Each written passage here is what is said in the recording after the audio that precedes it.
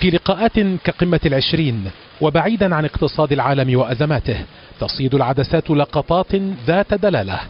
البعض يحاول بعناء الظفر بموطئ قدم. إنه الرئيس المصري الذي تداولت صفحات التواصل بكثافة انتظاره مصافحة أوباما دون أن يلتفت له الأخير ولا من حوله.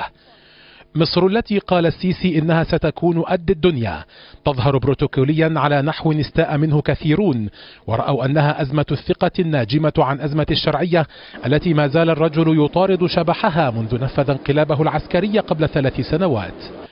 في مقابل تلك الصورة سجلت العدسات في قمة العشرين دوران الرئيس الأمريكي حول طاولة المحادثات كلها حتى يصافح نظيره التركي الذي لم يتحرك خطوة في اتجاهه.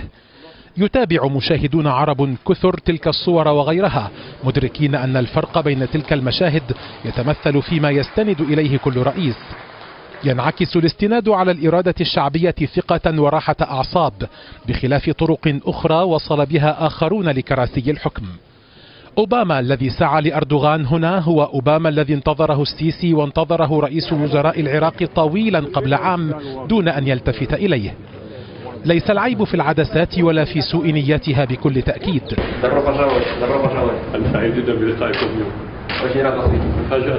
في الساحة العربية حكام يستأسدون على شعوبهم بينما تأتيهم زيارات لا يعلمون عنها شيئا في عقر أرضهم، فلا يجدون من بؤس الحال سوى ابتسامات الارتباك.